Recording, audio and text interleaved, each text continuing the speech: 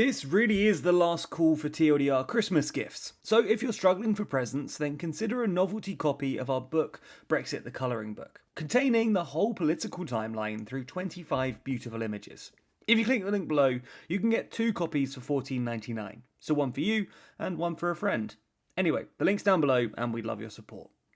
Regardless, in this video, we're going to be talking about the Lib Dems' astonishing victory in the North Shropshire by-election, and what the Tories' significant fall means for Boris Johnson's future as Prime Minister, and the Conservatives' position in government. So let's explain that right now. Before we get into the results, a bit of context. For years, North Shropshire has been a safe Conservative seat. Since its creation in 1983, it's returned a Conservative MP at every election, and usually with a stonking great majority. This is probably because, demographically, it's about the most Conservative seat you could imagine. It's very white. According to 2011 census, Shropshire is 95% white British, well above the 80% figure for England nationally. It's also very old. North Shropshire has an average age of 44, 4 years older than the UK average. And it's full of homeowners. Shropshire has a home ownership rate of about 70% compared to 64% nationally. It's also very rural. Shropshire has a population density of about 100 people per square kilometre, compared to 270 people for England nationally. And finally, since 2016, it's been very Brexity. North Shropshire voted 60% leave back in the referendum. You get the point. You probably couldn't imagine a more Tory safe seat if you tried. And as such, since 1997, North Shropshire's MP has been Conservative Owen Paterson, whose name you might recognise from last month's front pages, when he got in trouble for breaking paid advocacy rules, and was recommended a 30-day suspension by the Standards Commissioner. As you're probably aware, the government tried to delay the vote on the suspension, and change the advocacy rules to get Paterson out of trouble. But after protests from both Labour and the public, Paterson was forced to resign, triggering a by-election. Now, this by-election was originally seen as a Tory shoo-in. Paterson won by a 23,000 vote majority back in 2019, with 63% of the vote. And even though Tories were suffering from a bit of a poll slump, they were still pretty confident. However, as time went on, things kept getting worse. The Owen Paterson story was just the first of a long list of sleaze scandals, culminating in the Christmas party allegations that are still ongoing. Now, all of these things combined certainly showed up in national polls, with Labour quite significantly ahead of the Tories. However, translated onto North Shropshire's electorate, and with all of those demographic factors we mentioned earlier, the Tories were still expecting a good lead. And Labour were actually expected to do worse, because despite their success in national polling, locally it was the Lib Dems who were apparently consolidating the anti-Conservative vote.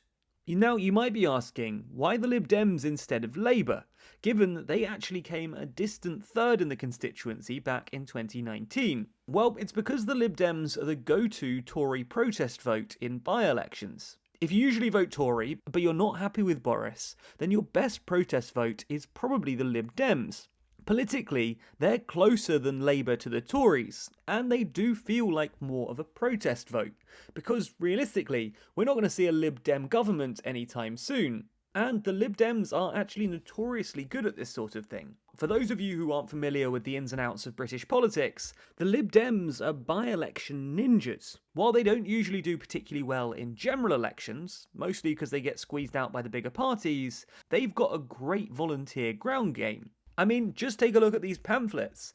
They really don't pull any punches when it comes to by-elections. The Chesham and Amersham by-election in June was a good example of this. There, even without the help of the Christmas party scandal, the Lib Dems managed to scoop a win, and even more remarkably, overturned a 16,000 Conservative majority from back in 2019. And so, when it comes to this election, in this constituency, a week before the vote, some bookies had the Lib Dems as favourites, and as the week went on, things only got worse for the Tories. On Tuesday, there was this photo of the CCHQ Christmas party, and on the same day, nearly 100 Conservative MPs rebelled against the government to vote against further COVID restrictions. Then, ONS data released on Wednesday found that year-on-year inflation had risen to a 10-year high of 5.1%, and Omicron cases started surging faster than ever.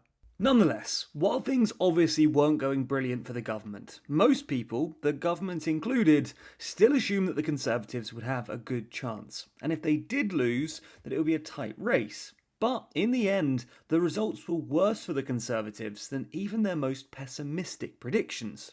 Not only did the Lib Dems win the seat, they won it by a massive 6,000 vote majority. The final results showed the Lib Dems with 17,957 votes, or 47.14% of the vote. The Conservatives came in second, with 12,032 votes, or 31.59%, and Labour came in third, with 3,686 votes, or 9.68%. And the turnout for this election was actually pretty high for by-election standards, at 46.3%, especially when you consider the cold weather and Omicron putting people off from voting. And with the results in, it's hard to overstate how bad this is for the Conservatives. A loss to the Lib Dems by itself would have been basically catastrophic, especially for Johnson, but to lose, with a reasonable turnout, by a massive margin of 6,000 votes, or 15 points, in a demographically ideal seat that's been held by the Conservatives since its inception is completely shocking. Now, while a by-election is only one data point, and all the usual caveats apply, this result suggests that the Conservatives' drop in national polling is not only real, but perhaps understated, and the 25% or so of 2019 Conservative voters who now answer "don't know" in polls won't turn out for the Tories when it comes to election time.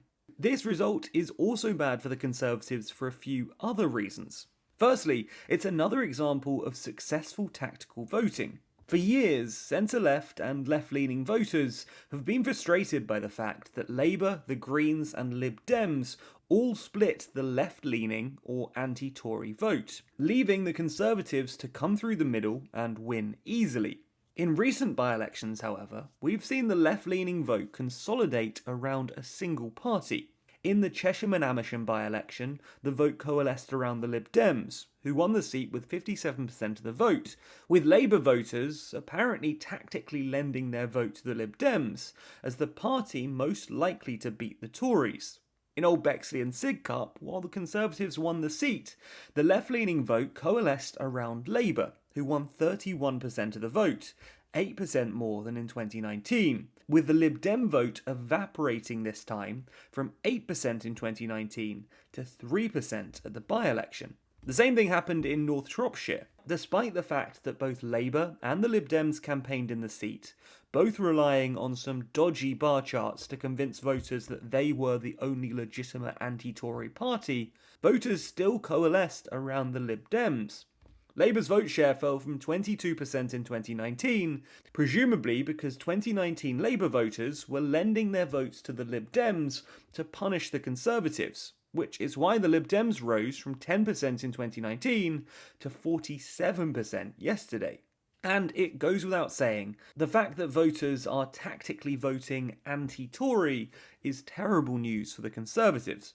The third reason that this is bad for the Tories is that today's vote means that any Conservative MP in anything like a Lib Dem marginal seat is seriously at risk of losing their job at the next election, unless something changes. And that includes some pretty big names. Take Justice Secretary Dominic Raab, who has a relatively slim 3,000 majority in Ayrshire and Walton, or Jeremy Hunt, who has a slightly larger but still vulnerable 9,000 majority in Surrey South West.